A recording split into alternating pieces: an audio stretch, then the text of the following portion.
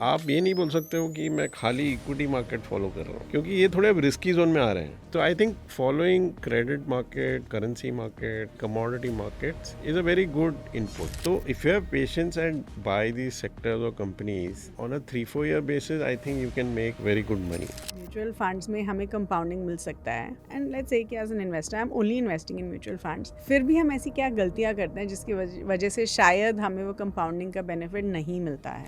In terms of style of investing, I also feel buy and hold does not work. तो I think दो thematic fund मुझे interesting लगते हैं. एक थोड़ा टैक्टिकल और सिक्लिकल है, एक थोड़ा स्ट्रक्चरल है. I think is a good theme to invest right now.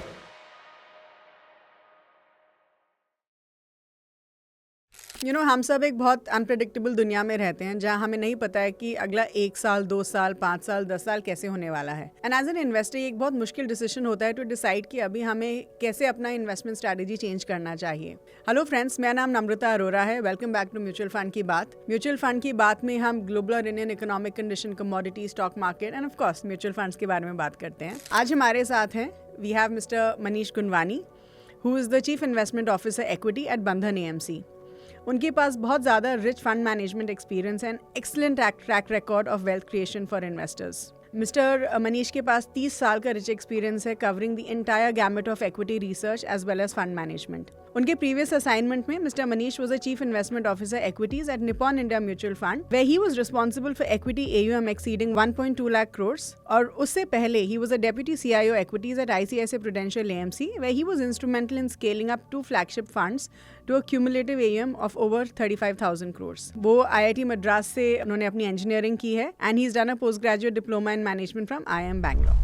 Hello Manish, how are you? Very good, very good. We're so glad to have you back again for our podcast. So, guys, we have Manish Gunwani with us, the CIO of Bandhan Mutual Fund. और हम इनको पहले भी interview कर चुके हैं and we had a great response. So we got him back again and आज हमारा एक बहुत ही इंटरेस्टिंग थीम है. एंड आई ट्रूली बिलीव कि हम सब पास्ट को देख के अपना इन्वेस्टमेंट स्ट्रैटेजी डिसाइड करते हैं, but with so much talk around the growth story that we're anticipating for our country, we thought कि let's talk with Manish about the next 10 years. कि अगर एज एन इन्वेस्टर हम equity markets में अगले 10 साल तक इन्वेस्टेड रहने वाले हैं तो हमारा इन्वेस्टमेंट स्ट्रैटेजी क्या होना चाहिए and what the next 10 years are going to look like. Yes? So Manish, let's start off with the very first question. And आप इतने साल से इस इंडस्ट्री का हिस्सा हैं. आपने .com क्रैश देखा, कोविड देखा, global financial crisis, demonetization, you have seen so many events, right? तो मनीष, आप हमें ये बताइए कि इन सब को देख के आपका एक्सपीरियंस क्या रहा है and do you really think जो हम बोलते हैं कि हम चाहते हैं कि India would become the third largest economy in the coming few years, is it really possible? Like do you really think ऐसा हो सकता है? ऑब्वियसली हमें नहीं पता है, बट डू यू थिंक हो सकता है? नहीं, डेफिनेटली. मतलब देखिए, एंड ऑफ द डे हम लोग की पॉपुलेशन सबसे ज़्यादा है दुनिया में. तो ऑनेस्टली ये बड़ा आस्क नहीं है, बड़ा टारगेट नहीं है to become third largest. Right. एक चीज़, जैसे आपने कहा कि हम लोग ने बहुत ऊपर नीचे देखे हैं मार्केट में, तो एक चीज़ ये रियलाइज़ होता है कि आपको फोरकास्टिंग के बारे में बहुत हम्बल होना पड़ता है. मतलब आप सोचिए कि 2000 टू 2003 में इतना ड्राई बेयर मार्केट था इंडिया में. तो वो टाइम किसको बोलते हैं कि नेक्स्ट 10 इयर्स में सेंसेक्स निफ्टी 6-7 गुना हो जाएगा, तो कोई बिलीव नहीं करता. या. तो फोरकास्टिंग ना बहुत मुश्किल है. बट मेरे को एक दो चीज़ एक्साइटिंग लगती है इंडिया के बारे में. एक तो ये है कि आप इंडिया की लॉन्ग टर्म इकोनॉमिक हिस्ट्री देखेंगे ना, तो मोस्ट ऑफ द टाइम हम लोग को इन्फ्लेशन और करंट अकाउंट का प्रॉब्लम रहा है. मतलब या. करंट अकाउंट ये है कि अपने इंपोर्ट्स अपने एक्सपोर्ट से ज़्यादा रहे हैं, हैं. जिसकी वजह से करेंसी काफ़ी फ्रेजाइल रहा है. बट मेरे ख्याल से लास्ट 8-10 साल में जो हमने करंट अकाउंट और इन्फ्लेशन को कंट्रोल किया है, देखिए क्या होता है ना, जब आपका इन्फ्लेशन बहुत ज़्यादा होता है तो पब्लिक की एक्सपेक्टेशन ही हो जाती है कि इन्फ्लेशन ज़्यादा रहने वाला है. तो वो ओके. कंट्रोल करने के लिए एक 10 साल लग जाते हैं. वो 1-2 साल में कंट्रोल नहीं होता. ओके. तो इन अ वे हम लोग ने लास्ट 10 साल में ये पेन लिया है. देखिए अपना growth maybe as per expectation नहीं था, क्योंकि इंटरेस्ट रेट्स काफ़ी रेस्ट्रिक्टिव थे। मतलब इंटरेस्ट रेट इसलिए एडजस्ट किए गए कि इन्फ्लेशन कम हो जाए, राइट अल्दो ग्रोथ पे थोड़ा इम्पैक्ट आया होगा। तो नेक्स्ट 10 साल में देखता हूँ आगे, तो ये चीज़ बड़ी एक्साइटिंग लगती है कि हम लोग ने इन्फ्लेशन करंट अकाउंट कंट्रोल किया है, जिससे जो मल्टीपल है, प्राइस टू अर्निंग मल्टीपल है मार्केट का, मेरे ख्याल से वो ज़्यादा नीचे नहीं जाएगा। ओके क्योंकि जो मल्टीपल है वो इन्फ्लेशन से रिलेटेड है। क्योंकि अगर आप इन्फ्लेशन बहुत ऊपर होता है तो वो कंट्री को लोग बहुत रिस्की कंट्री मानते हैं। जब इन्फ्लेशन स्टेडी और लो होता है, जैसे ब्राज़ील या अर्जेंटीना, जो इमर्जिंग मार्केट में एग्जांपल्स हैं कि जिनका हिस्ट्री बहुत वॉलेटाइल रहा है, राइट तो आप देखेंगे कि वहाँ के स्टॉक मार्केट का मल्टीपल बहुत लो रहता है, क्योंकि पीपल को भरोसा नहीं है कि इनका इन्फ्लेशन क्या है। Okay correct. तो ये मेरे ख्याल से एक बड़ा अचीवमेंट हुआ है लास्ट राइट 10 साल में, कि हम लोग ये जो 4% के अराउंड इन्फ्लेशन कंट्रोल कर रहे हैं। ओके ये जो स्टेबिलिटी है, ये लॉन्ग टर्म में बहुत पीपल मेरे ख्याल से अंडररेट करते हैं कि इसका क्या इम्पोर्टेंस है। बट आप अगर इन्फ्लेशन को एंकर कर दो, आप इन्फ्लेशन को एक बैंड में कंट्रोल कर दो डिकेड्स के लिए, तो जो ग्लोबल कैपिटल है, जो भरोसा आता है वो कंट्री पे, वो आई थिंक लॉन्ग टर्म बहुत बेनिफिशियल रहेगा। Okay. So if we are saying ki in the long term, your view is, and I'm sure this is a view of multiple other experts, कि चाहे we are on track to become the third largest economy in the world. So ये एक investor के perspective से अगर हम देखें तो what does it mean? तो अगर मैं अगले 10 साल तक इंडियन इकोनॉमी में इन्वेस्ट करती हूँ, so do you think ये मेरे लिए एक एक्साइटिंग अपॉर्चुनिटी है, और do you think मतलब ये ना मेरे it ख्याल could be से very uncertain? थोड़ा बहुत बड़ा मिसकंसेप्शन, या मेरे ख्याल से इनएक्यूरेट बिलीफ है कि आप जब स्टॉक मार्केट में इन्वेस्ट करते हो, आप कंट्री का इकोनॉमिक ग्रोथ राइड कर रहे हो। Yeah. ये ना एक्चुअली काफ़ी रॉन्ग है मेरे ख्याल Oh, से। is so it? First Okay. Of all देखिए, कोई भी कंट्री का एक्सपोर्ट से जो जुड़े कंपनीज हैं वो काफ़ी बड़े रहते हैं।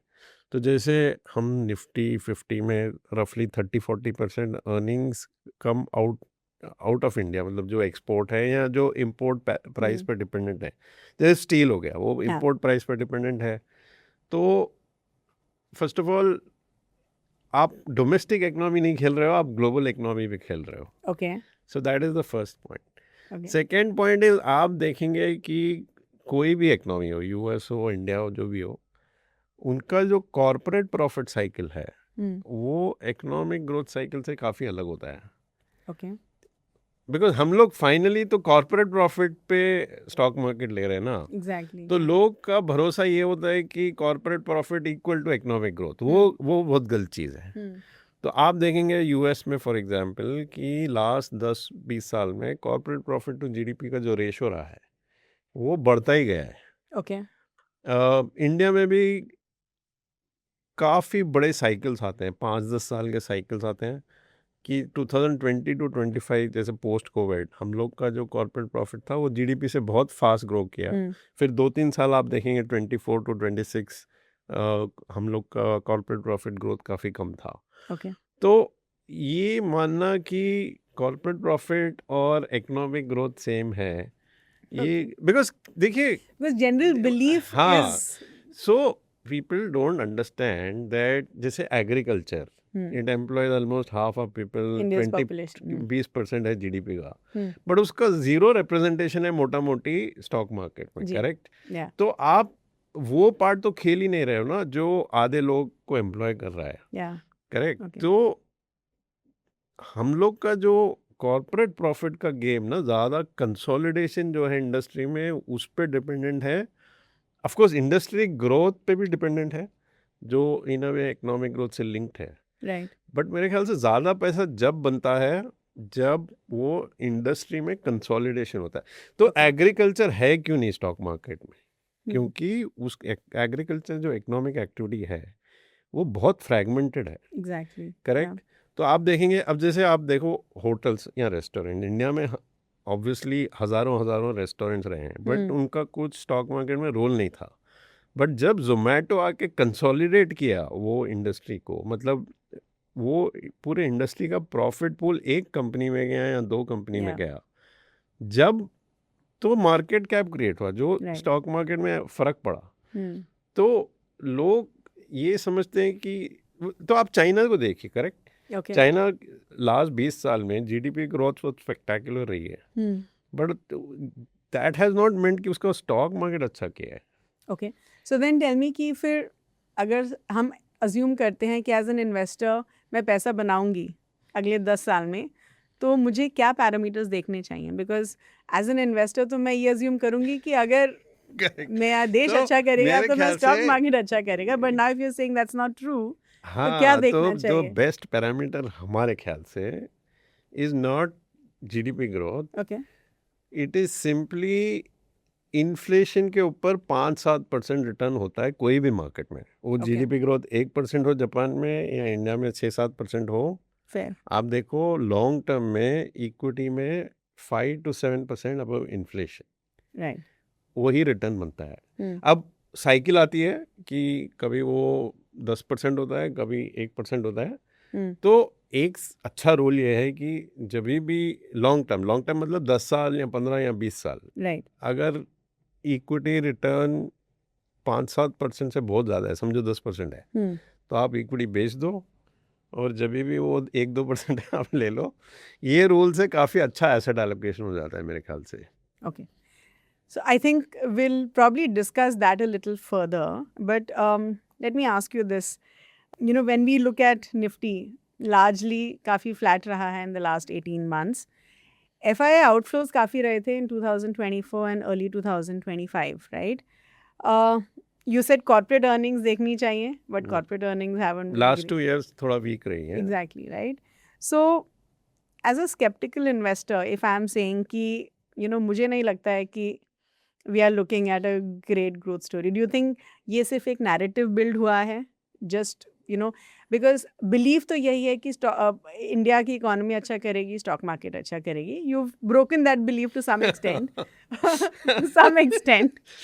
But help us understand कि क्या ये सिर्फ एक narrative है और, you know, when we look at the numbers, it is not just a narrative. If it is something कि हम look forward कर सकते हैं. Like, what is ये the honest देखिए, answer to that? While equity का जो मैंने 5-7% अबव इन्फ्लेशन बोला है, ऑब्वियसली नॉमिनल जीडीपी तो एक अदर मेरे ख्याल से इम्प्रेशन जो इन्वेस्टर्स का रहा होगा वो रियल जीडीपी के बारे में बात करते हैं। Yeah. देखिए, कॉर्पोरेट प्रॉफिट नॉमिनल जीडीपी पे काम करती है, correct? Nominal GDP is real GDP plus inflation. Correct. तो आप देखेंगे कि 2024 टू 26 अर्निंग्स वीक इसलिए थी कि इंडिया की नॉमिनल जीडीपी 8.5-9% पे गई थी, अभी वापस 11-12% हो जाएगी, तो अर्निंग पे हेल्प हो जाएगा। Yeah. इसलिए मुझे लगता है कि FY27 पे 12-15-17% के बीच में अर्निंग आ जाएगी। Okay. तो long term yes, nominal GDP important है, बट आपको ये भी देखना पड़ेगा कि ग्लोबल इकोनॉमी भी इम्पॉर्टेंट है, क्योंकि जैसे मैंने कहा 30-40% तो अर्निंग इंडिया से लिंक्ड है ही नहीं। तो मल्टीपल फैक्टर्स हैं, इंडिया की nominal GDP, global nominal GDP, but ultimately life ना डिमांड सप्लाई पे आती है। तो ये इन्फ्लेशन प्लस 5-7% का क्यों है नंबर? देखिए, सिंपल बात है कि इक्विटी है क्या, finally it is a way of raising capital for the company, मतलब Right. कंपनी को कैपिटल चाहिए तो वो इक्विटी के थ्रू रेज करता है Yeah. या डेट Debt करता है या इंटरनल अक्रूवल, जो भी। तो सिंपल बात है कि यूजुअली क्या होता है, डेट में आपको इन्फ्लेशन प्लस 1-2% मिलता है और एक आपको रिस्क प्रीमियम मिलता है इक्विटी जाने में। Right. तो अगर समझो इन्फ्लेशन प्लस 10% रिटर्न हो गया इक्विटी में, तो वो प्रोमोटर ही बेच देगा इक्विटी। जो हुआ है लास्ट, देखो That's जब true. भी इंडिया में, इंडिया के ग्लोबली That's भी true. हाँ. जब भी रिटर्न बहुत ज़्यादा आया है, तो स्पेस एक्स का आईपीओ आता है, इंडिया में भी आप देख रहे हो सब आईपीओ आते हैं, करेक्ट? Right. और जब रिटर्न 5-7% अबव इन्फ्लेशन के नीचे आ जाता है, तो प्रोमोटर बोलता है मैं इतने चीप में क्यों बेचूं, मैं Definitely. डेट ले लूंगा या इंटरनल अक्रूवल ले। True. तो अल्टीमेटली लाइफ डिमांड सप्लाई पे आ जाती है, रादर देन आप खाली रियल जीडीपी देख के आप सोचोगे कि मैं स्टॉक मार्केट लूँगा, ये ना बहुत रॉन्ग कॉन्सेप्ट है actually. Okay, okay. Okay, so before we talk about mutual funds and we get into the categories, we understand कि हमें कैसे इन्वेस्ट करना चाहिए for the next 10 years.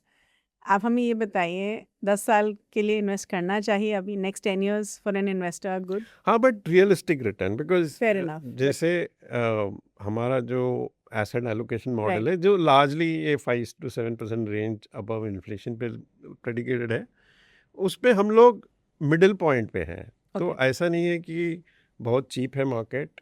आपको ये याद रखना पड़ेगा कि लास्ट 10 इयर्स में अभी इन्फ्लेशन प्लस 7.5% रिटर्न है, although on 20 years it's 4.5। 4.5, correct. तो 20 ईयर पे चीप है, 10 ईयर पे थोड़ा एक्सपेंसिव है। तो मोटा मोटी ऐसा कुछ नहीं है कि ये लीमन कोविड मार्केट है जिसमें आपको मल्टी बैगर ईजिली बनने वाले हैं। बट ये मार्केट में बहुत डिफेंसिव होना भी वैलिड नहीं है, क्योंकि ऑलरेडी 2 साल मार्केट फ्लैट रहा है और हमारा जो एसेट एलोकेशन मॉडल है वो बीच में है। तो डिफेंसिव होना भी मेरे ख्याल से करेक्ट नहीं है। Okay, okay. So you had said कि large cap earnings में शायद हम real growth नहीं देखेंगे. What we're going to probably look at in terms of growth is beyond Nifty 100, beyond Nifty 200. So which basically means क्या बोल रहे हैं कि जो आज की छोटी companies हैं they'll probably be the wealth generators in times to come. तो आप हमें ये बताइए, so going with this logic, क्या हमें सब पैसा small caps में डालना चाहिए? Do you think? देखिए, एक्सट्रीम मैं कभी एक्सट्रीम रिकमेंड नहीं करता हूँ, बट मेरा सिंपल लॉजिक है कि लोग ना स्मॉल कैप एसेट एलोकेशन इस पे प्रेडिक्ट करते हैं कि स्मॉल कैप इंडेक्स का प्राइस टू अर्निंग क्या है और लार्ज कैप इंडेक्स का प्राइस टू अर्निंग गैप क्या है। Right. मेरे ख्याल से स्मॉल कैप थोड़ा अलग स्पेस है, क्योंकि उसमें नंबर ऑफ स्टॉक्स बहुत ज़्यादा है।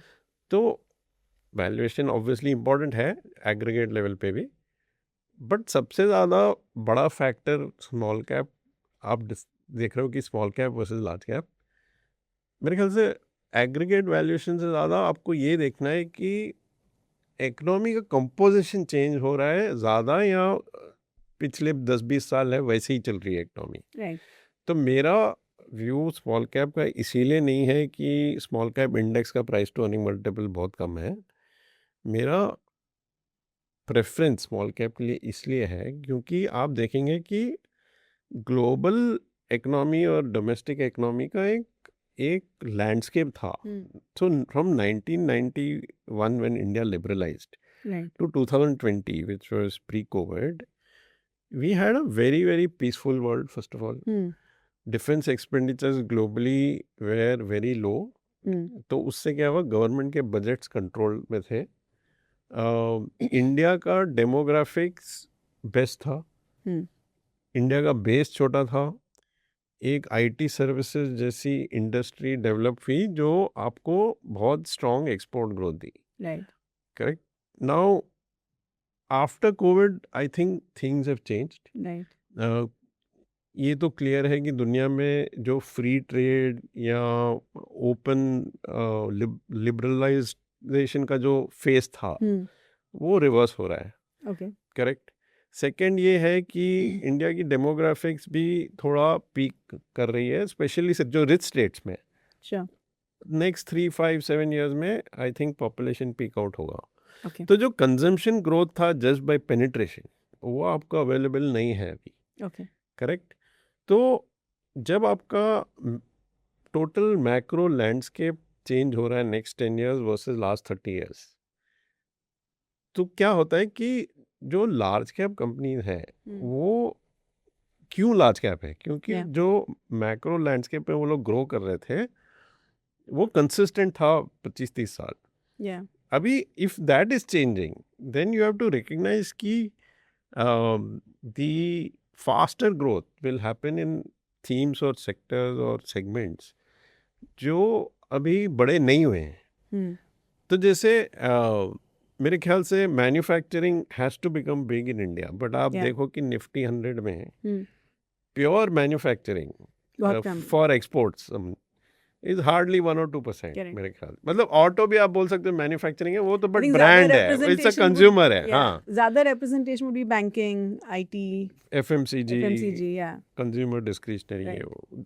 सो वही मेरा पॉइंट है कि can India go from let's say 4 trillion to 10 trillion without having big presence of manufacturing और technology in the index. Yeah. तो वो जो इंडेक्स चेंज होना है वो ऑब्वियसली शुरू होगा स्मॉल कैप्स में, बिकॉज Yeah. कंपनीज ग्रो होके लार्ज कैप इंडेक्स में आती हैं. Sure. तो दैट इज माय लॉजिक कि वाई नेक्स्ट 5-10 ईयर्स के लिए you should have good allocation to small cap. मैं ये नहीं बोल रहा कि घर बेच के पूरा स्मॉल कैप में डाल दो, बट आपका 100 रुपये है तो मतलब कोई रिस्क प्रोफाइल के लिए 25 हो सकता है, कोई रिस्क प्रोफाइल के लिए 50 हो सकता है, Yeah. but you should have good representation in small You know, caps. even when it comes to small caps, right, it is so unpredictable. I mean, मुझे लगता है कि शायद अभी हम दुनिया के सबसे अनप्रिडिक्टेबल फेज में जी रहे हैं, जहाँ पे अगले 10 साल में क्या होगा we don't know. And I think a similar phase came when internet was Correct. Right. नहीं, you are very correct. मैं भी AI के बारे में बहुत स्ट्रेस लेता हूँ कि इसका इफेक्ट पॉजिटिव हो सकता है, नेगेटिव हो सकता है, बट कुछ तो बड़ा इफेक्ट होगा. ट्रू.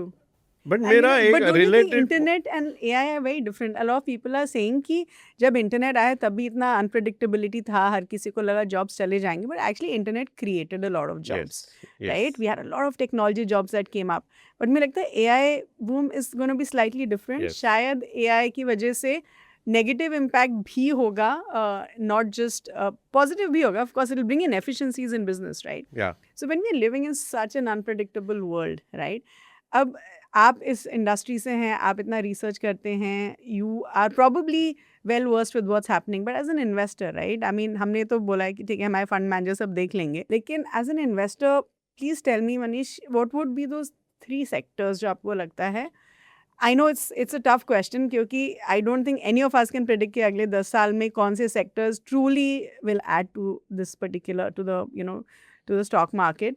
लेकिन स्मॉल कैप में लाइक आई वाज सेइंग कि अगर आप बोल रहे हैं कि छोटी कंपनीज आगे जाके would become the next large caps, तो वो कौन से सेक्टर्स में should be focus on? Because small caps में लाइक से इतनी सारी कंपनीज हैं that it's not like gonna be easy, right? नहीं, सो सेक्टर्स थोड़ा नैरो, एक दो बड़े थीम मेरे ख्याल से, जैसे मैंने कहा कि manufacturing definitely has to pick up. Okay. देखिए, सर्विसेज एक्सपोर्ट्स इंडिया का नेट अभी 200 ऑड बिलियन है. ओके. इसमें 2 प्रॉब्लम है. One is AI can definitely affect them, मतलब वो डिसरप्शन हो सकता है जो IT सर्विसेज में ऑलरेडी दिख रहा है. या. बाकी सब जैसे अकाउंटिंग, ऑडिटिंग, कंसल्टिंग, ये वो में भी थोड़ा डिसरप्शन AI का आ सकता है, तो इंडिया के लिए वो एक चैलेंज है. सेकंड ये भी है कि सर्विसेज ना इनहेरेंटली इनइक्वालिटी प्रोड्यूसिंग होते हैं, क्योंकि ये हाई वैल्यू एडेड है. तो इंडिया जैसी कंट्री में जिसका पॉपुलेशन इतना बड़ा है और जिसका demographics in terms of workforce अभी पीक पे है, तो मेरे ख्याल से even from a policy perspective, if I'm a politician, I want to plan for this country, I think you have to push manufacturing in a big way. Sure. Because services का base बढ़ गया है और वो थोड़ा inequality है. So lot of our north and east states, for example, I think the only way they can develop is manufacturing, okay. right? Because services में तो अभी साउथ और वेस्ट स्टेट्स काफ़ी आगे बढ़ गए हैं. तो मेरे ख्याल से जो सोसाइटी का नीड है वो हो जाता है फाइनली. ओके. करेक्ट. वो कभी करेंसी डेप्रिसिएशन से होता है, कभी पॉलिसी से होता है, कभी एंटरप्रेन्योरशिप से होता है, बट हो जाता है फाइनली. तो मुझे अब मैन्युफैक्चरिंग क्या है, एक सेक्टर नहीं है, इसमें फार्मा भी है, ऑटो एंसिलरी भी है, स्पेशलिटी केम भी है, डिफेंस इक्विपमेंट भी है. तो मैं एग्जैक्ट सेगमेंट की बात नहीं कर रहा, बिकॉज समटाइम्स एक सेगमेंट में वैल्यूएशन बेटर रहता है, कभी दूसरे सेगमेंट में बेटर रहता है. बट मेरे ख्याल से डेफिनेटली मैन्युफैक्चरिंग इम्पॉर्टेंट है इंडिया के लिए, और वो डिलीवर करेगा मेरे ख्याल से. सेकेंड ये है कि जनरली जो मैनेजमेंट्स AI को अंडरस्टैंड कर लें, वो जो टिपिकली जो टेक प्लेटफॉर्म वाले मैनेजमेंट्स हैं, मेरे ख्याल से दे will do well, because AI is such a powerful technology. To be honest, I think people who are 50, 60, the CEOs who are that old will not get it. Most of them will not get it. Sure. So I think it is better to back CEOs who are 35, 40, 45 who have basic familiarity with With technology, technology, because obviously using AI, as you said, you can cut costs, you can bring in efficiencies. also create new products Yeah, adjacent to your existing products. sure. But AI के लिए तो मुझे लगता नहीं अभी India में हम invest कर सकते हैं, उसके लिए तो इंटरनेशनली इन्वेस्ट नहीं, करना बट आप पड़ेगा. देखो, इंटरनेट का भी हिस्ट्री ये था कि इट स्टार्टेड ऑफ पहले इन द इंफ्रास्ट्रक्चर से शुरू होता है, Sure. But when apps come, या hopefully we will see some, although in internet वो नहीं हुआ, तो अपन basically we used Google, Meta, all the foreign apps. Exactly. But I think the size of India today, the risk capital is there to fund some app companies in AI, which hopefully will get listed and become I mean big. If you look at the latest app companies जो अच्छा कर रही हैं वो बहुत पुरानी नहीं है. I mean the matters of the world and they are not that old हाँ, जितनी but गूगल या they are मेटा not है. AI. I'm just saying कि आई मीन इंटरनेट को whether अगर हम as an LLM example. company हो या या someone building AI agents, या will that kind of company get listed in India? I'm hoping. Yeah. Okay. How about energy transition and power as a theme? And you said कि that's probably one of those themes जिसकी वजह से आपके funds ने भी अच्छा किया है. Yes. But जब हम as an investor ऐसी themes को देखते हैं तो such capital intensive businesses, right? हाँ. तो हम कैसे सोचें कि या फिर how do we measure कि ये company अच्छी होगी बुरी होगी, because अगर कोई business बहुत capital intensive है तो फिर it could also backfire, right? So नहीं, सही बात है. वो थीम मेरे ख्याल से प्लेड आउट है ब्रॉडली, अच्छा, वैल्यूएशन फुल है, बट मेरे ख्याल से एक पॉकेट जहाँ इंटरेस्टिंग रिस्क रिवॉर्ड है. देखिए क्या हुआ है कि काफ़ी फोकस रिन्यूएबल्स पे रहा है और ट्रांसमिशन पे रहा है, yeah. जहाँ पे ऑनेस्टली मुझे लगता है कि वैल्यूएशन फुल है.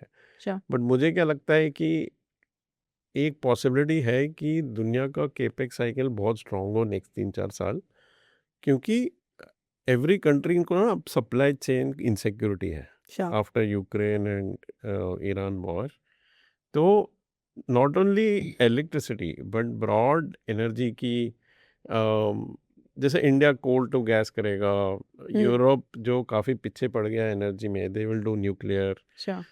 कोई कंट्री में अगर रिफाइनिंग कैपेसिटी नहीं है तो अभी वो लोग इनसिक्योर होंगे कि जैसे वॉर एनवायरनमेंट में अगर countries with refining capacity ban diesel and petrol exports, तो वो लोग they will start doing some refining this thing. Sure.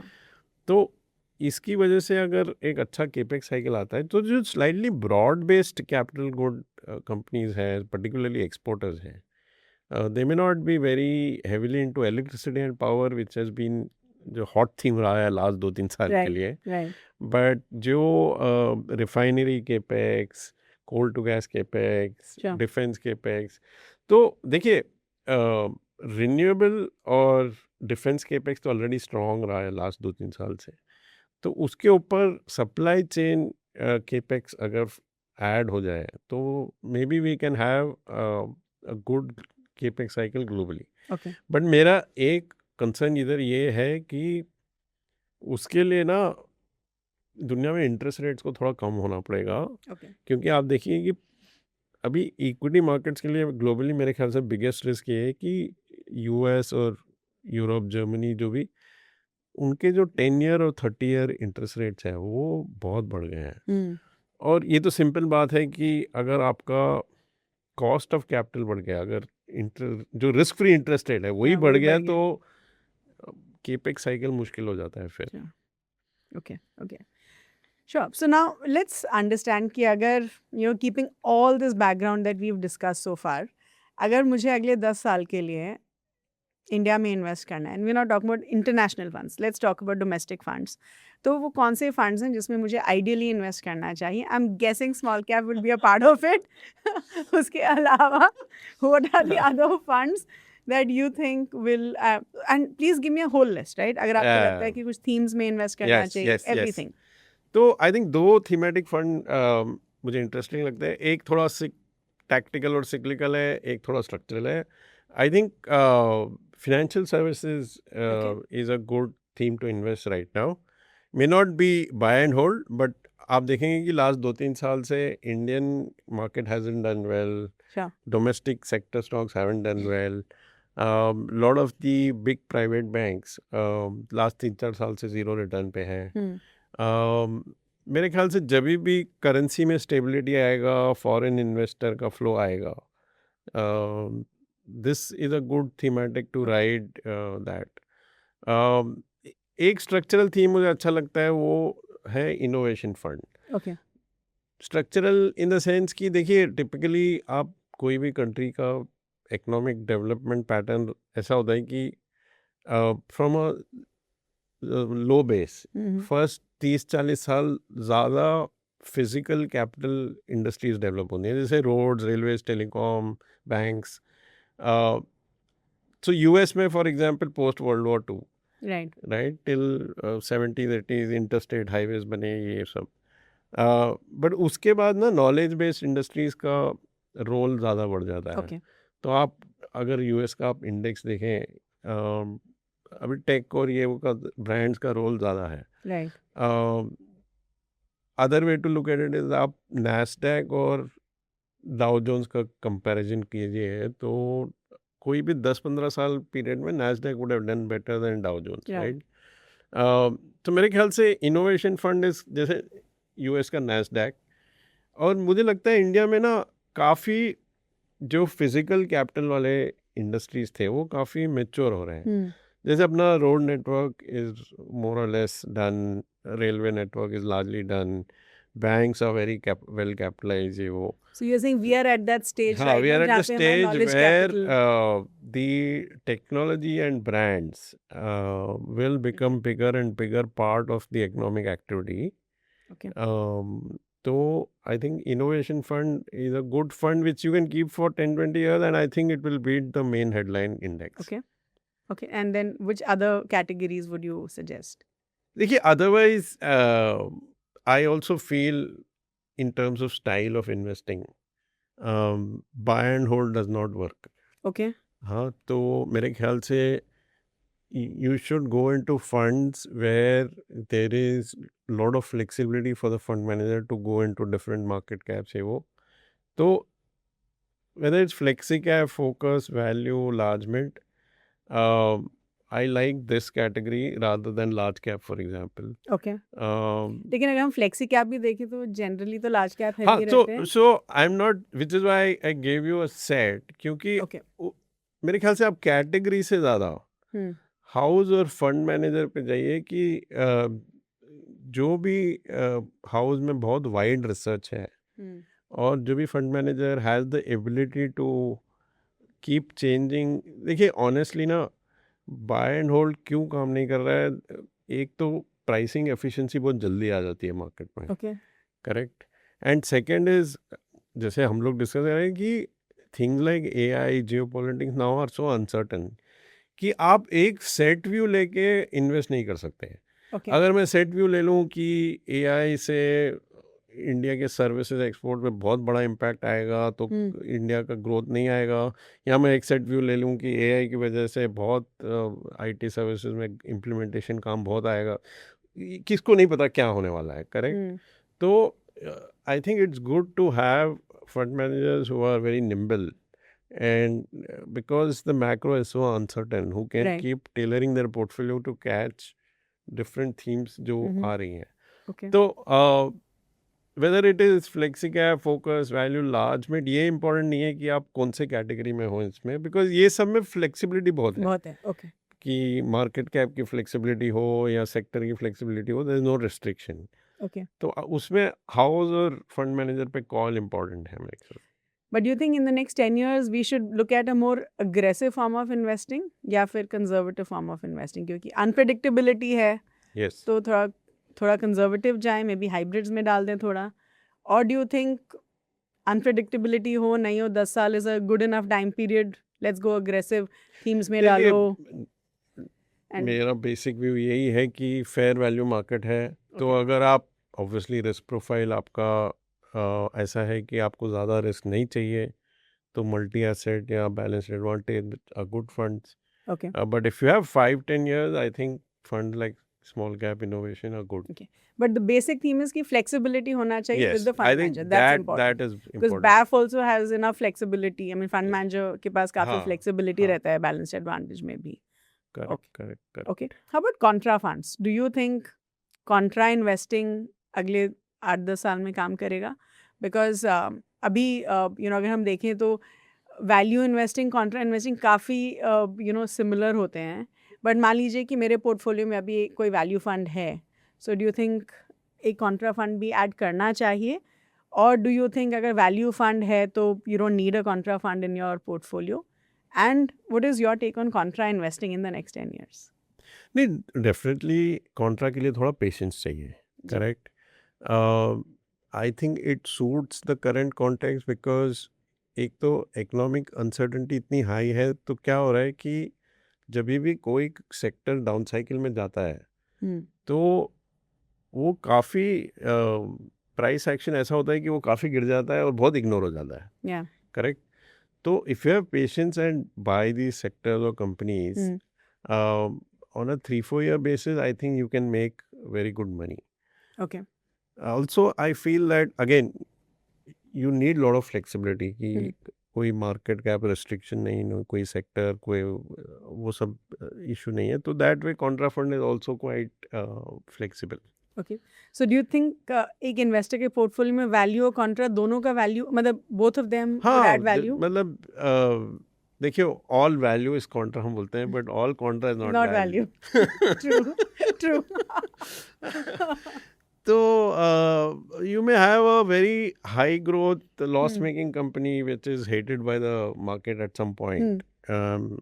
And we see this with a lot of internet platforms time and again. So if you buy them at the right point where you do your own unit economics and see over next 3-4 year क्या possible है.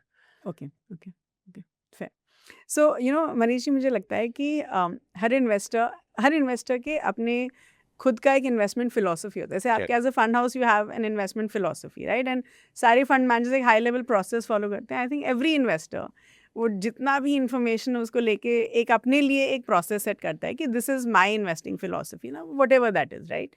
सो basically वो एक thumb rules होते हैं जो हम अपने लिए सेट करते हैं, and we keep coming back to them. Correct. तो आप ये बताइए आपके लिए वो थंब रूल्स क्या रहे हैं in the last 10, 20, 30 years of investing? नहीं, ये तो देखिए, इट इवॉल्व, राइट.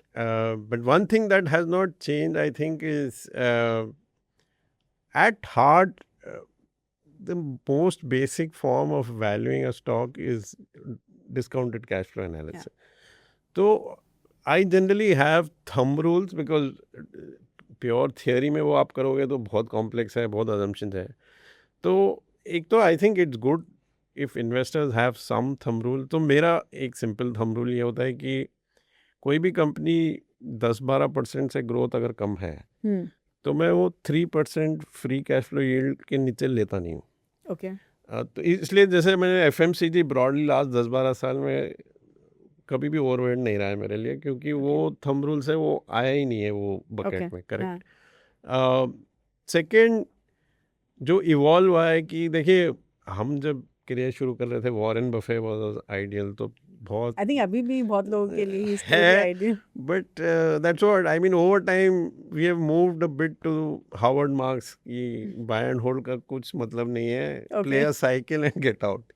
तो I am now more in that camp कि everything is a cycle, play it and get out, because the cost of hanging on even to a good company which is over valued is very painful. मतलब 10-10 साल फिर return नहीं बनता है. तो थोड़ा macro driven, थोड़ा साइकिल ड्रिवन हो गया इन्वेस्टमेंट स्टाइल की. बट मनीष जी, मुझे लगता है कि यू कैन से कि जब साइकिल प्ले आउट हो जाए, get out, right? And then that's how you will make money. लेकिन एज एन इन्वेस्टर मुझे कैसे पता कि I am at the peak of that cycle, right? I mean the reason we say कि buy and hold is simple कि at least अगर आप long term के लिए इन्वेस्टेड रहोगे तो आपका वो एवरेजिंग हो जाएगा and you will make decent returns, right? So help No, us. that works in asset allocation. Okay. But when you're picking stocks, I mean, आप last 5 साल में भी देख लीजिए कि very good companies like Lever and Bajaj Finance have not Right. delivered great returns, right? So that's what I'm saying. कि obviously I'm more talking from fund manager perspective than a Sure. retail investor perspective. Sure. कि you need to like one other thing which I have learned over time is to दूसरे asset markets को respect देना और उनसे सीखना. Hmm. तो I do spend quite some time following currencies and Okay. Interest rate markets and commodity markets, because sometime क्या होता है ना, एक कुछ बड़ा चेंज आ रहा है तो वो दूसरे एसेट मार्केट में पहले Impact रिकग्नाइज होगा. हो जाता है. Hmm. तो जैसे अब एआई है, obviously this is the biggest theme for last 2 years. जी. तो आपको मेरे ख्याल से एक इम्पॉर्टेंट चीज़ जो ट्रैक करनी है कि जो बड़े एआई कंपनीज हैं, पर्टिकुलरली जो सेकंड ग्रेड है जैसे ओरेकल, कोरवी, इनका क्रेडिट स्प्रेड, Hmm. क्योंकि ये थोड़े अब रिस्की जोन में आ रहे हैं. हाँ. तो आपको वो देखना ही पड़ेगा. मतलब आप ये नहीं बोल सकते हो कि मैं खाली इक्विटी मार्केट फॉलो कर रहा हूँ. Yeah. तो I think following credit market, following currency market, That following helps. commodity markets Okay. is a very good input. Okay. But tell me something then कि एक retail investor के लिए जो हम बोलते हैं patience रखो, which is a very good quality to have. Yeah. When does that become a mistake? For a retail You're investor. talking of someone investing in stocks or in funds? Mutual funds. देखिए मेरे ख्याल से ना people get carried away with very big returns, which is fine. I mean, obviously performance is important. But एक risk metric मेरे ख्याल से, if I was invested in mutual funds, I would see कि एक एएमसी में how different are the funds. I like AMCs where the funds are very different Okay. because of two things. One is they are more open to feedback. That So means give me example. अब वो मैं तो अपनी fund अपने house की तारीफ करूँगा, but basically what you don't want is all the fund managers thinking alike. Okay. So you're saying कि जितने वो अलग उसमें क्या सोचेंगे होता है ना उतना- कि जब वो अच्छा करते हैं, ऑब्वियसली बहुत अच्छा करते हैं, Yeah. but that means that the internal research and fund management feedback is very insulated, कि आप रिस्क रिकग्नाइज नहीं कर रहे हो. यूजुअली हमने देखा है कि when ever the cycle change, तो आप देखेंगे कि pre Covid, 3 years before pre Covid, जो भी हाउस अच्छा कर रहा था हाँ. वो 3 years after Covid perform the worst. हाँ. Why they could not change, I think, is because everyone in the house was thinking alike, right? Okay. So everyone is in the high quality, high P Hmm. kind of stock, and no one felt कि PSUs में पैसा बन सकता है, for example, right? But होता है, cycle आता है PSUs का भी. Right. And the other reason why I don't like that style is basically as the AUM or the size of the house goes up, वो narrow set of stocks में जो invested होते हैं ना, वो फिर liquidity becomes a big Becomes an problem. issue. So then not able to change the portfolio if the cycle changes. Okay. Okay. Okay. So in the last 30 years, when we talk about compounding, right? आपने obviously अगर आप let's talk from an investor perspective, अगर आप 30 साल से invested हैं तो आपने compounding काफ़ी देखा है अपने portfolio में, right? So tell me something, and I want you to tell all my viewers कि genuinely speaking, अगर आप अपना ही खुद का पोर्टफोलियो का एग्जांपल लेके बता सकते हैं या पर्सनल इन्वेस्टमेंट पोर्टफोलियो का कि आपके पोर्टफोलियो में कंपाउंडिंग ने क्या रोल प्ले किया है and how does it help in the long term, and can we say कि अगर हमने पिछले 30 साल में कंपाउंडिंग देखी है and say x returns CAGR, can we expect similar returns in the next 10-15 years जो हमने पिछले 30 साल में ऑनेस्टली देखे? मुझे लगता है fund can compound, stocks can't compound. Okay. तो there is a interesting study done on US market कि आप every stock IPO, I mean जब भी IPO हुआ और today. Matlab, let's say a stock got listed like Walmart maybe in 50s, 60s until today. Yeah. How many stocks have created wealth? So you will, apparently the study says कि more than 90% of wealth created by the US market is down to only 4% of stocks. अच्छा, तो अब वो तो very difficult to तो ये figure out 80-20 which. 80-20 rule भी follow नहीं हाँ, हो रहा ये है तो वहाँ एक्सट्रीम रूल है कि 4% बेसिकली 4%, कंट्रीब्यूटेड टू एवरीथिंग. हाँ, बाकी सब स्टॉक्स या तो डेट टाइप ऑफ परफॉर्मेंस था या डेट से 1-2% ऊपर नीचे. तो पॉइंट हियर इज कि as I said, I am more of the belief now कि everything is a cycle, and whenever stocks are overvalued, unless you get out, right, you can't create wealth. okay, So which is why a fund can obviously keep changing the changing the sector, portfolio stocks, just हाँ, whatever. So a fund can compound. hmm, I've been lucky enough to manage two of the, I think, very good compounding funds, ICICI Blue Chip and Nippon Growth, before coming here. right, Nippon Growth, in fact, has the highest NAV in the right, industry, I think. right, So if you see, their compounding is like 18-20% for long period of time. But did the stocks within that? We obviously kept changing the stocks. That's why right, the fund compounded now. right, right, तो मेरे Mhm. ख्याल से वो important है कि fund can compound, but stocks may not compound that fast. okay. So then tell me something, अगर आप बोल रहे हैं कि म्यूचुअल फंड्स में हमें कंपाउंडिंग मिल सकता है एंड लेट्स से कि as an investor I am only investing in mutual funds, फिर भी हम ऐसी क्या गलतियां करते हैं जिसकी वजह से शायद हमें वो कंपाउंडिंग का बेनिफिट नहीं मिलता है? देखिए, वो यूनिवर्सल ट्रूथ है कि usually fund returns are more than investor returns, because obviously investors panic like covid में और लीमन मूवमेंट में, then they redeem and then they come when it's hot, कि जब स्ट्रीट पे सब लोग इक्विटी बात रहे जब आके इन्वेस्ट करते हैं. Yeah, तो अनफॉर्चुनेटली फ्लो चेज परफॉर्मेंस, हम कितना भी बात कर लें वो चेंज नहीं होता है. So yeah, that, I think, is the fundamental mistake. yeah, The other thing what I referred to earlier is कि बहुत आउटलायर परफॉर्मेंस एक फंड का है. hmm, तो I think people have to evaluate the risk of that house and that fund a okay, bit more granular way to figure out कि is it coming from lot of stocks or is it coming from a narrow set of stocks. If it's sure, coming from a narrow set of stocks, अगर fund का AUM 5 गुना हो गया, तो will this work, will this not work? right, So I okay, think that is something people okay, should do. okay, okay. Uh, okay, so now after we've spoken so much, right, and आपने मुझे बहुत सारा perspective as a fund manager दिया है, Correct. right? Now what Hopefully.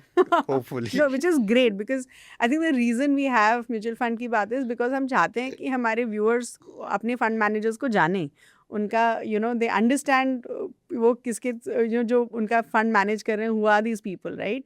Because we are not able to see the faces behind the people who actually are managing our funds. लेकिन मनीष जी, आप अपना investment journey बताइए, right, as an investor, Correct. Right, आपने कब शुरुआत करी invest करने, and it could be with what product you started investing, एंड फिर आपका जर्नी कैसे इवॉल्व हुआ है over the last 20-30 years? Yeah, so I was lucky enough to be attracted to stocks fairly early. मतलब मैं Okay. इंजीनियरिंग कॉलेज में था, तो हमारे फैमिली ने एक पोर्टफोलियो में इन्वेस्ट किया था. टिपिकली IPOs में ही डालते थे, और 10 में 9 तो बेकार ही जाते थे जी, स्टॉक्स. हाँ, बट एक दो जो MNC स्टॉक्स थे, मेरे को लगा कि ये ना 15-20 साल में इतना वेल्थ क्रिएट किए हैं कंपाउंडिंग के थ्रू. और maybe I was lazy because I in engineering one outcome is you end up on a shop floor, हाँ, जो मुझे बहुत हार्ड लगा. हाँ, तो मुझे लगा कि अगर घर बैठ के ये कंपनी में हमने 10,000 डाला और 3 लाख हो गया है, तो this is a better way of creating wealth than going Okay. on the shop floor. okay, So the interest started then. sure, So I started following Economic Times, वो जो भी. Then I went to the MBA and naturally chose finance as specialization.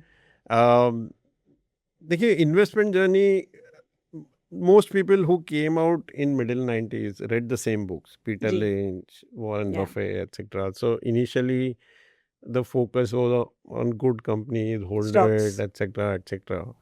So I joined Prime Securities, then I was in what was SSK, then Lehman Brothers. So spent काफ़ी time मेरा जो बोलते हैं ना sell side, so Sure. brokerage research, Hmm.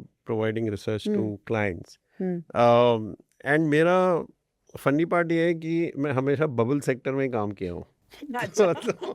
तो 97 to 2000 I was analyst for software, Okay. और वो sector obviously bubble में गया. हाँ. Then 2006-07 I was a analyst for real estate. जब DLF का IPO ये हुआ था, हाँ. तो एक अच्छी लर्निंग हो गई कि कुछ भी हो सकता है मार्केट में. मतलब जो देखिए MBA में आप पढ़ के आए तो डिस्काउंटेड कैश फ्लो एनालिसिस और ऐसा प्रिसाइज वैल्यू क्रिएट कैलकुलेट करते हैं कि स्टॉक का वैल्यू 103.2 है. हाँ. तो वो बबल सेक्टर में रह के रियलाइज होता है कि थियरी है but life Yeah, is very life is very different. different. Yeah. So that way I got grounded well, I think, before coming to the buy side. Okay. So I joined ICICI Prudential PMS side अच्छा. in 2010. Hmm.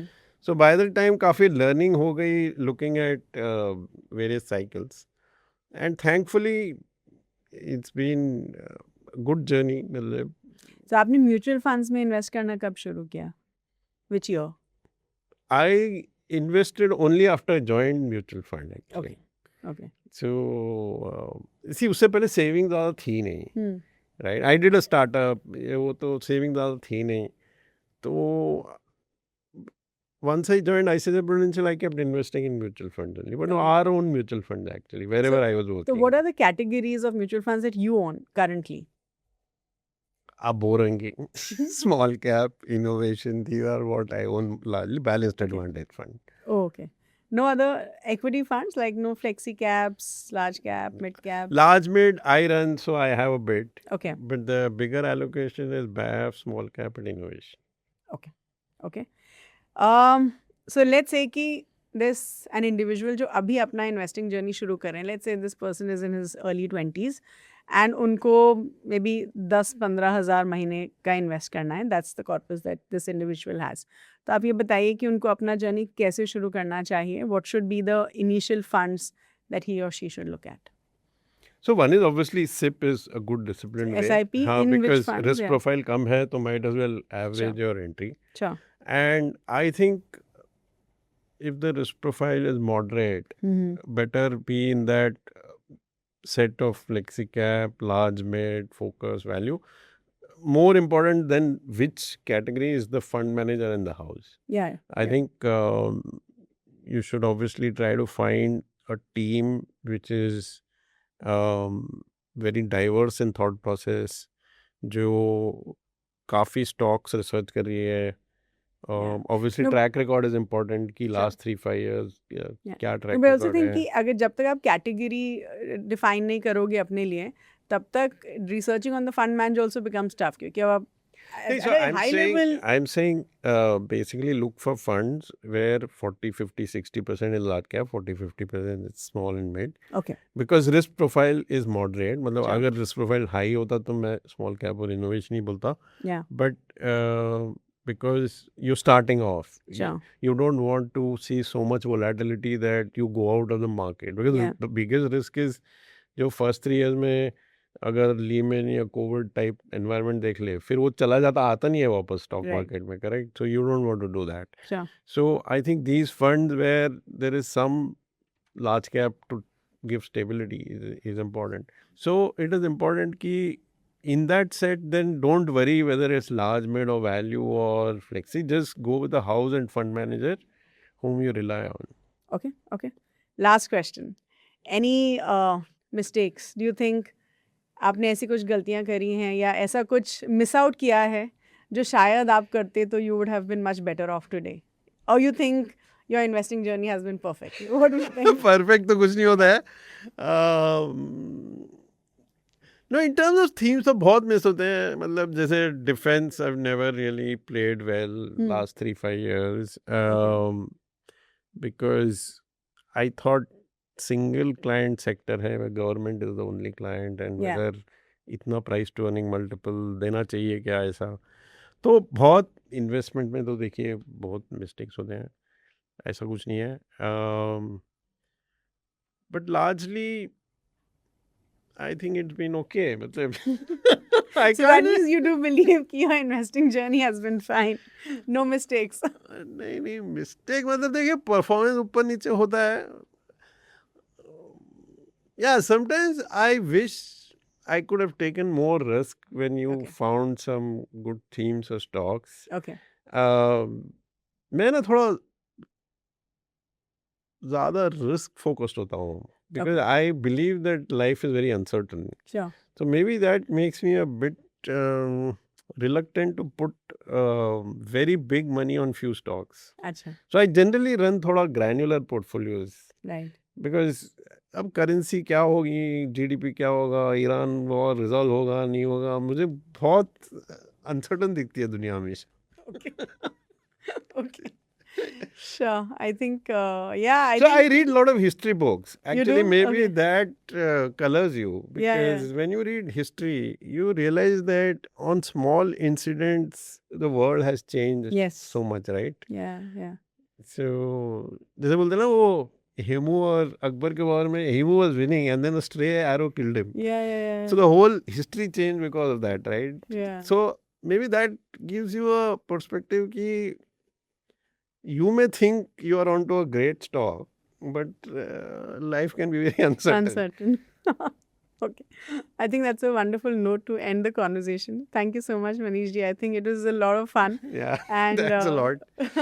yeah, I do think कि इस particular podcast में my viewers would have definitely got a perspective कि अगले 10 साल कैसा दिखने वाला है to some extent, and I'm sure you've got a great understanding of where to invest your money. So thank you so much, and thank you Manish ji for this wonderful conversation. Thanks a lot. Thank you.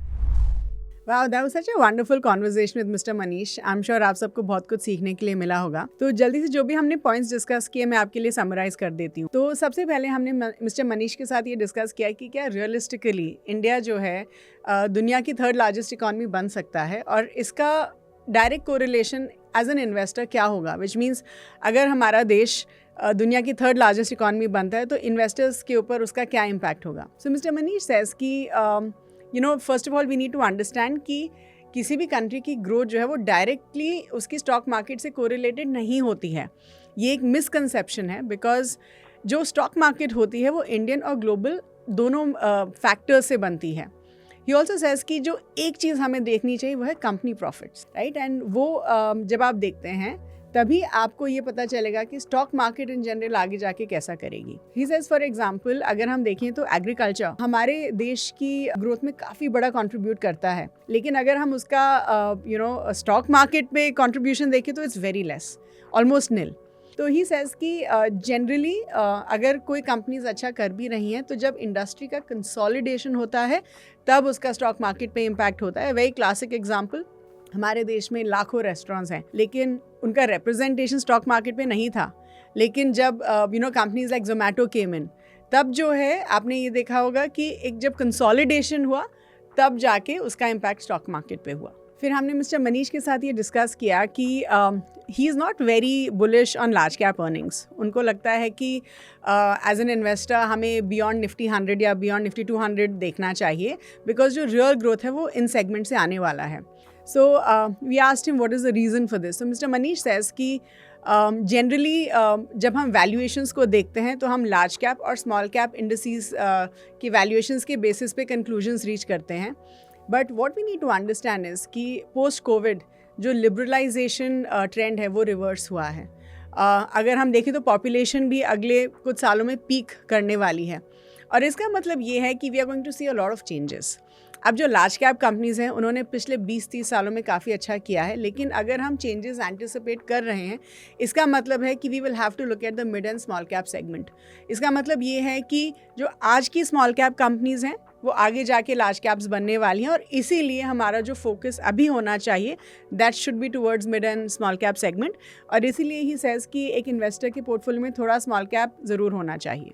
फिर हमने mister Manish से ये पूछा कि ऐसे कौन से 3 sectors हैं जो शायद अगले 10 साल के लिए बहुत अच्छे ग्रोथ इंजन्स हो सकते हैं फॉर एनी इन्वेस्टर. तो मिस्टर मनीष सेज कि एक जो sector that he truly believes in is manufacturing, and he believes कि मैन्युफैक्चरिंग एक ऐसा सेक्टर है, चाहे वो डिफेंस सेगमेंट में हो, चाहे वो फार्मा में हो, चाहे वो स्पेशलिटी केमिकल्स में हो, but that's a sector to watch out for.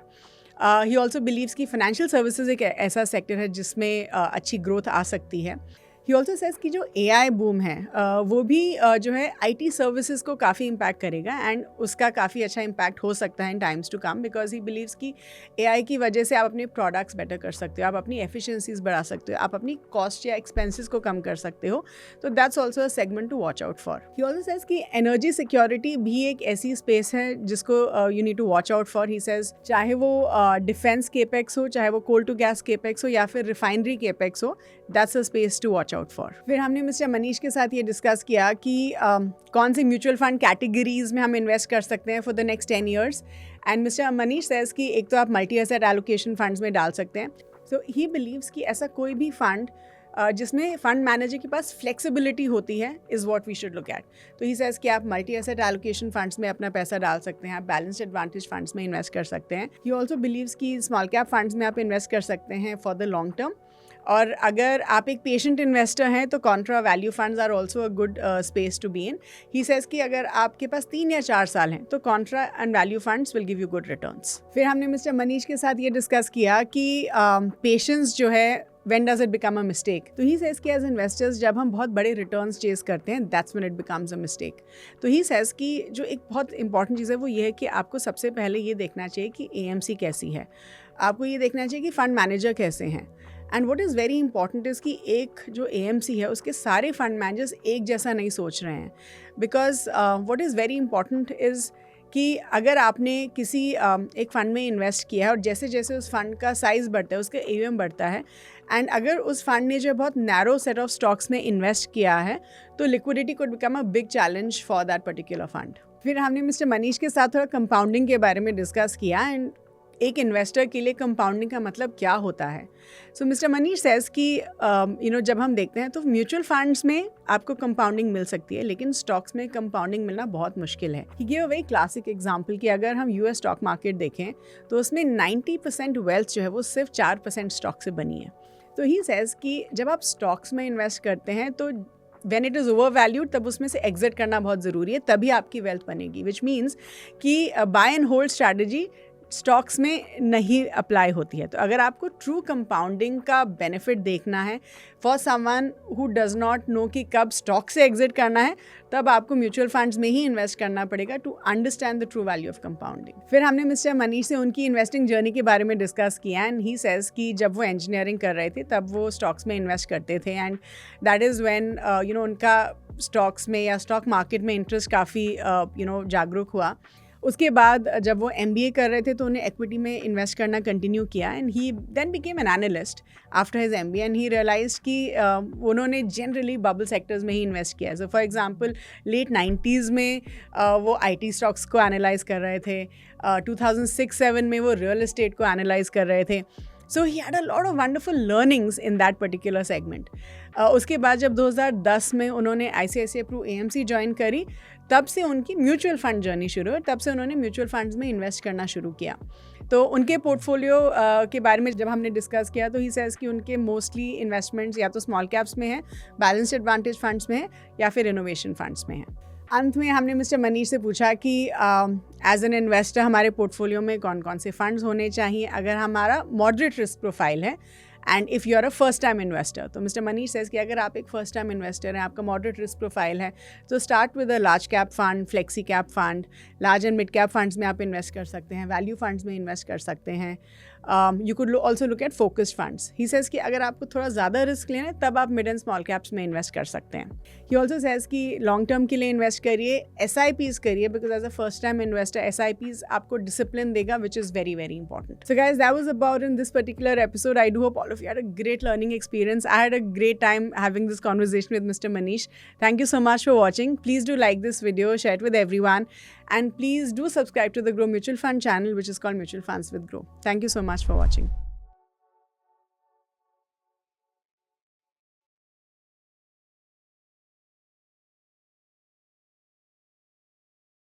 Investment in securities market are subject to market risks. Read all the related documents carefully before investing. Please read the risk disclosure documents carefully before investing in equity shares, derivatives, mutual fund, and or other instruments traded on the stock exchanges.